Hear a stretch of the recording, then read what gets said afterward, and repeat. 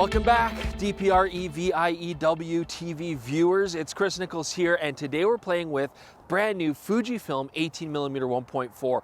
Very nice fast lens, roughly a 28mm, which is one of my favorite focal lengths. We've got a double treat for you today because Jordan is shooting the entire episode on that very same lens. Let's get to it.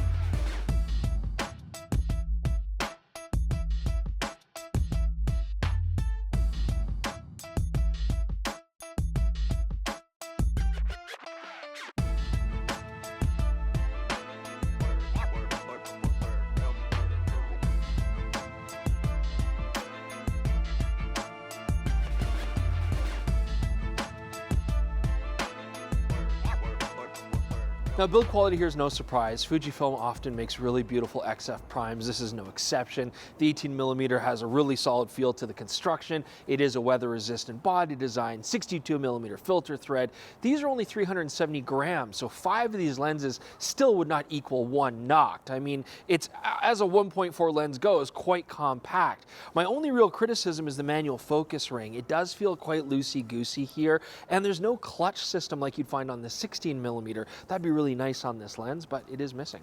Now, one of the unique aspects of this brand new Fujifilm 18mm is that it has a linear motor built into it, and it is very quick. I mean, when I'm using it here, shooting from near to far, I'm quite impressed by how silent it is, but also how snappy it is.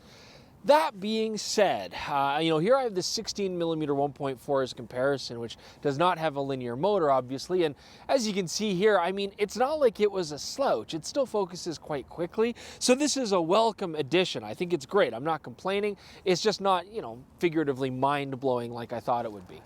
I always like to try close-up shots with wide-angle primes because they typically can get fairly close.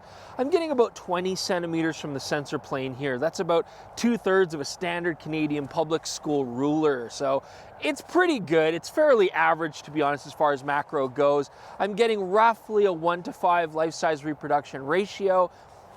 You can do the occasional close-up shot and still get that nice perspective push in the background.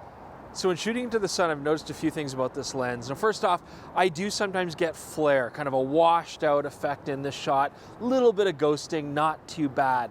But the other thing that's very cool about this is sun stars. It actually does really nice sun stars. Shooting stop down, you get nice clean tines and pretty dramatic effect. So we're always trying to find good places to test our lenses. We've got a shaft of sunlight here, and this is like literally one of the greatest Bokeh tests I've found. I get it. All right, huh? When we're looking for chromatic aberrations in lenses, one of the ones that we're really concerned about is LOCA, and that's longitudinal chromatic aberration. This is where in the background that's out of focus, you might get one color tone, but in the foreground out of focus, you might get another, and it's really hard to get rid of in post. So if you look carefully here, wide open on this lens, we can see that the areas that are closest to us out of focus go a little bit magenta, and then the areas that are off in the background out of focus go a little bit green, but it's really well controlled, and that's a nice thing to see on this lens. All right, Jordan here to talk about using the 18mm 1.4 for video work, and this is a great focal length, and it's so small and light. This would be an awesome lens to use on a gimbal. You can see some examples right here. It does have a couple concerns though. First of all, there is a little bit of breathing. It's not dramatic, but you can certainly see it if you're looking for it. I do have one real issue with this lens for video, but fortunately it could be fixed in firmware. When you have the camera set to linear focus so that you can do repeatable focus pulls, you'll find that it snaps incredibly quickly from macro to infinity, and it makes fine-tuning your focus almost impossible. You can set your camera to non-linear focus, but then you can't do any kind of repeatable focus pulls. It's a real catch-22 situation, but again, they could hopefully fix it in firmware. So as usual with our lens reviews, we've taken some samples today, we've evaluated some things, but we want to take some more shots, get them home on the computer, look at them, and then, as Jordan would say, give you our final thinky thoughts.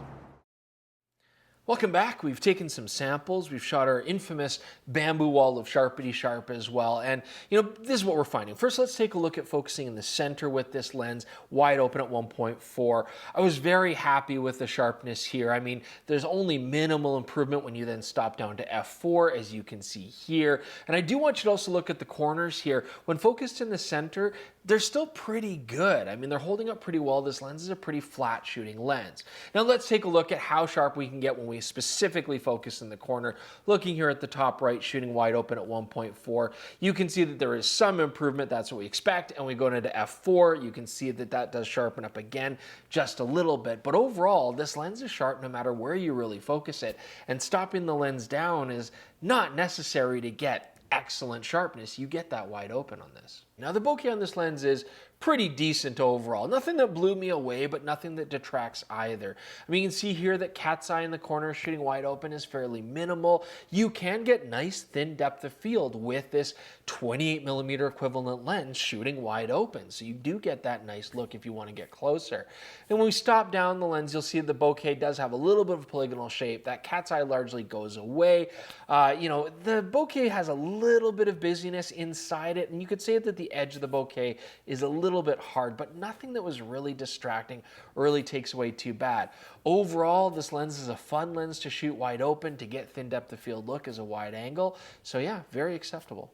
Now, some people out there are comparing this lens to the 16mm XF 1.4 and kind of looking at it as, is this the new version? Does the 16mm need to be replaced? Is it obsolete? But I don't really look at it that way. I mean, first off, we are talking about two different focal lengths. I happen to like very much this 18mm, which gives us that 28mm full frame equivalent. Both lenses, though, have good optical performance. I mean, this lens was very sharp. We were very pleased with what we got out of it, even wide open. And both lenses are fairly compact. I think the only thing that really struck a big difference to me, at least on paper, was the fact that this new 18mm lens has that linear motor. But honestly, in practical applications, you don't see much difference in focusing speed between the 16 or the 18. So really, in the end, I think both of these lenses just really complement each other. The 16mm is not obsolete, and I think we're going to see linear motors just kind of gradually work their way in to new primes as they're released. If you do have a Fujifilm camera and you're now looking at your first sort of prime lens in the wide angle range, I think this is a pretty good choice. I mean, it's fast, it's not obscenely expensive, although it didn't make a big difference. It is nice to have their latest focusing motor technology. And really optically, our main takeaway on this lens is it's pretty good all around. It's very hard to find anything to really complain about in a major way. So good price, very good optical performance. I think this 18mm might be a great choice to look at. Thanks so much for joining us. Of course, go to dpreview.com. Also check the links in the description below because we do have our sample gallery so you can see these things for yourself. But thank you guys so much for joining us. We'll see you very soon for more Deep Review TV.